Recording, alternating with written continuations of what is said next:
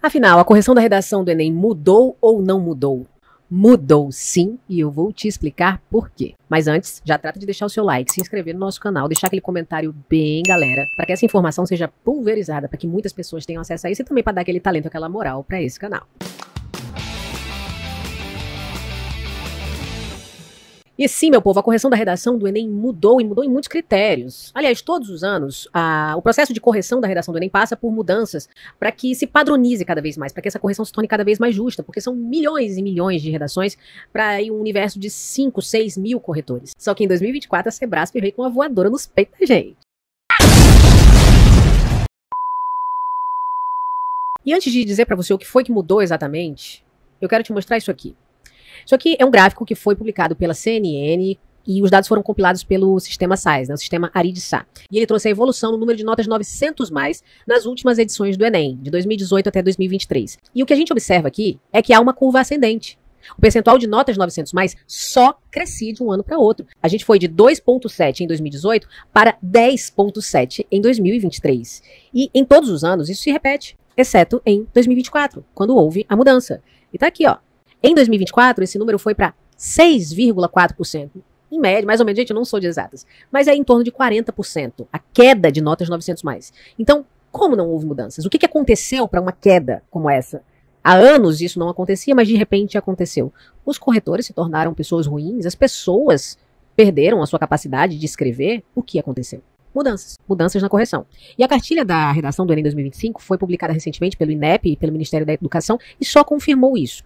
Mas, para variar, não houve tanta transparência, porque a cartilha não trouxe todas as mudanças que ocorreram nesse processo de correção. Mas a principal diz respeito aos repertórios.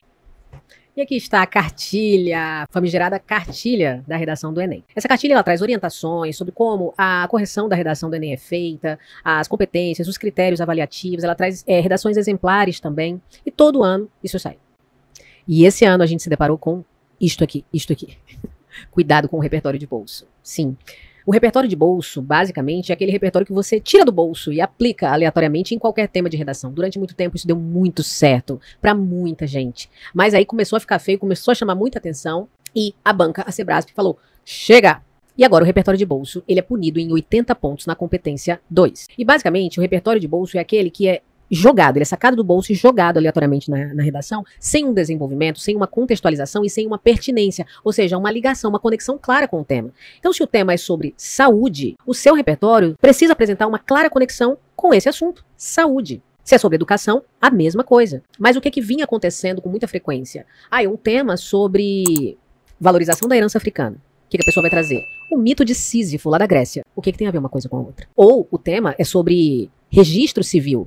E a pessoa traz aquela obra, O Grito, do expressionismo. Qual a conexão com o tema do registro civil? É possível estabelecer uma conexão, porém, é preciso também fazer um trabalho de desenvolvimento, de contextualização para conectar essa estratégia ao contexto. E um dos exemplos de repertório de bolso foi esse aqui, a Utopia de Thomas More, que é assim, é usada à torta e à direita, gente, qualquer tema de redação. E já estava ficando feio mesmo, porque fica um pouco forçado você falar sobre a utopia, uma obra que foi escrita séculos e séculos atrás, em outro continente, e conectar isso com problemas atuais brasileiros. Muitas pessoas usaram a utopia na redação do Enem e deu bom, mas muitas pessoas usaram e não deu bom.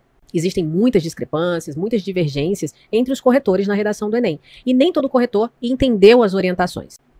E qual foi a principal orientação dada aos corretores? Primeiro, durante o processo de formação foi apresentada uma espécie de lista. Foram exemplos de repertórios de bolso.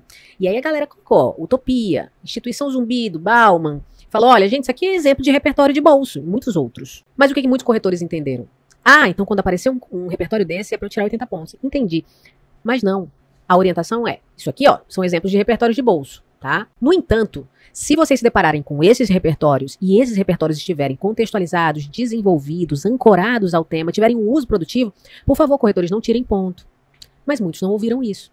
Daí a justificativa, a explicação para muitas pessoas utilizando a mesma estratégia, sendo que houve muitas notas diferentes, muitas avaliações diferentes. Lembre-se de que são humanos avaliando a sua redação. Esses humanos nem sempre estão muito capacitados para corrigir seus textos. Há pessoas ali no processo de correção da redação do Enem que acabaram de sair da faculdade de letras ou nunca corrigiram um texto na vida. É uma oportunidade, uma graninha. R$3 cada correção, vou corrigir aí 200 por dia durante 20 dias. Pô, uma grana boa. E com relação à penalização, olha só o que a cartilha deixa muito claro. Se o avaliador perceber que o repertório foi inserido de forma decorada, automática ou forçada, ele pode avaliá-lo como não produtivo, que poderá prejudicar a nota na competência 2. Lembrando, o INEP não trouxe uma informação muito importante que deveria estar aqui. Se o repertório for considerado improdutivo na C2, automaticamente isso afeta também a C3, porque houve uma alteração. Agora, a ocorrência de repertórios improdutivos implica uma outra ocorrência, a de lacuna argumentativa. E isso afeta a competência 3. Mas o INEP não colocou isso aqui na cartilha. E aí, como é que você evita o repertório de bolso?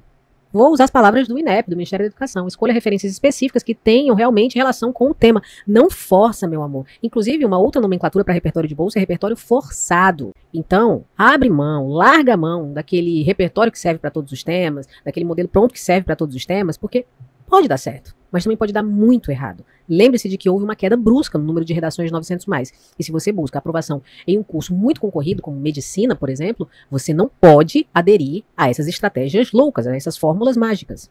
Você quer aprender a escrever uma redação 900+, já de acordo com todas essas ocorrências, todas essas alterações que aconteceram no processo de correção da redação do Enem? Vem ser meu aluno. Tem turma novinha, aberta.